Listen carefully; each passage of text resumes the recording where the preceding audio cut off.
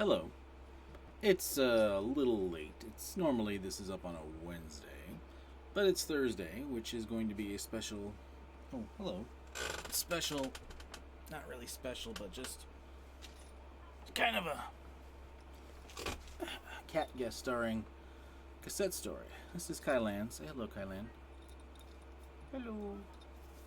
We found her in our garage. We thought she was one of our other cats because she used to look a little more similar to one of our other cats. As she's aged, her fur has gotten a little different to the point where I'm like, I really honestly think she was one of our cats before. Like, no. Yeah, it's okay, girl. You may have noticed the show is a day late this week, and I really don't have a good reason.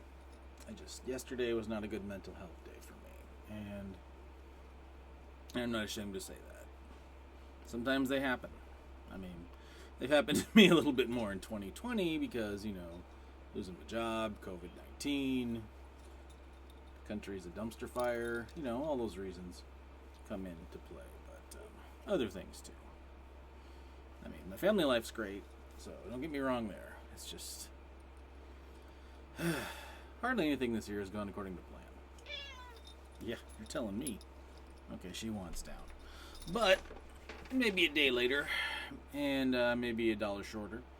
But we can still do a cassette story for this week. I'm mulling over some changes to the Spotify show. I might shrink it down and just do the songs I like and talk about those, and maybe the ones I really don't. So I don't know. I don't know. That won't be in effect this week. I'll still do the regular Spotify Saturday, Sunday, Monday, Tuesday thing this week. But in the future, that might be getting shrunk down, and I might be doing some cassette stories more often too, because I don't know, I have a lot of cassettes. So if I just do one a week, I'll be doing this till I'm past dead. But let's get to today's cassette story. Last week, of course, we had Warrior Souls, Last Decade, Dead Century, an album not many, I'm guessing, are familiar with. But this one, I think, will be a bit more familiar with almost everybody out there. It is ZZ Top's Eliminator. Ah, yes. Kind of the demarcation line for ZZ Top fans. If you're old school ZZ Top fans, you're like, whoa. But if you weren't a ZZ Top fan before this album, chances are you were afterward. It, of course, produced the hit singles Sharp Dressed Man, Legs, Got Me Under Pressure was kind of a big hit too. Give Me All Your Lovin', yeah. To me, there is no finer album for a road trip than this. This is like my favorite road trip album. One of my favorite road trip albums. Oddly enough, another one of mine I did not have on cassette was You Come a Long Way Baby by Fatboy Slim. Sounds nothing like ZZ Top. But yeah, this is the 80s ZZ Top when they get all synth heavy and experienced their greatest success, really. They got a huge record deal after the 80s. And then, of course, in the 90s, they weren't quite as big a draw as they used to be. Still do great on tour. It's just their albums don't move a lot anymore.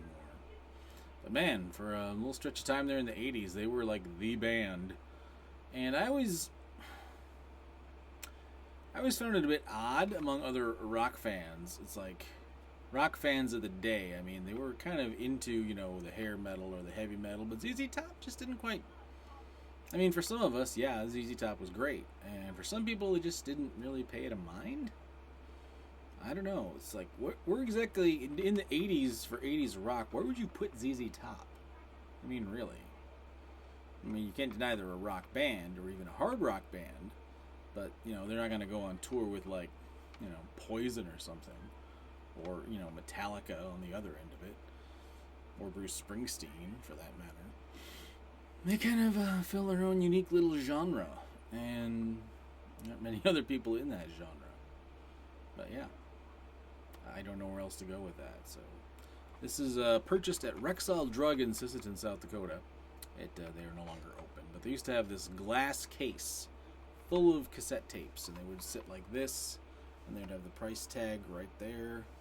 And I remember about this and Damn Yankees self-titled album and two other ones that day. Their names escape me. I think one of them was an AC/DC album. I don't remember what the fourth one was. But anyway, this one was purchased there. It is Warner Brothers did this thing where they would take the it was an album that came out primarily on record like this, they would just put the record cover on the top and then just the black with the words at the bottom of that. So, ZZ Top also never ones for a lot of liner notes or lyrics or anything. It's like you think this was like a Columbia House thing or something. I mean, it's very big. The light's not really working for me today. Yeah, you can see there's just not much there. Basically, produced by Bill Ham and not much else. Oh, and then the rare cassette warning: cassette must not be left exposed to direct sunlight. Removed from player when not in use. Dolby B noise reduction. So very basic stuff. Warner Brothers was putting out back then. So yeah, that's where that came from. The cassette itself, it's your basic white, very glaringly white. Got the Lone Wolf logo. Again, there's a Reverend Horton Heat song I actually just heard the other day on the Spotify. Actually has it on their This Is Reverend Horton Heat collection. Ain't No Saguaro in Texas. Because once again, here's a band from Texas, but they've a saguaro cactus over here, and there are none of those in Texas. They're only in Arizona. But they've become associated with Texas, for better or worse. But does this little relic of Rexall Drug and Sisseton Still cassette? I've got it in here. And that sounds like Billy, Dusty, and Frank, all right. You got me copyright tagged. We'll not have another duplicate of what happened with Scatterbrain now, will we? So that is a cassette story for today. ZZ Top, like I said. One of your... If you don't have this... If you're going on a long little road trip and you don't have this album, you probably should get it. Because it's a really good album for just driving through endless stretches of nowhere. Or, you know, in my case, South Dakota. Because we do have long stretches of not much in South Dakota. So it's a good album for driving through the Dakotas, I'd say. Or any place like that. Or anywhere, really. So that's a cassette story for this week. New music stuff tomorrow, probably. I'm doing okay. I was never in imminent danger. It's just been one of those weeks. Let's eject for now.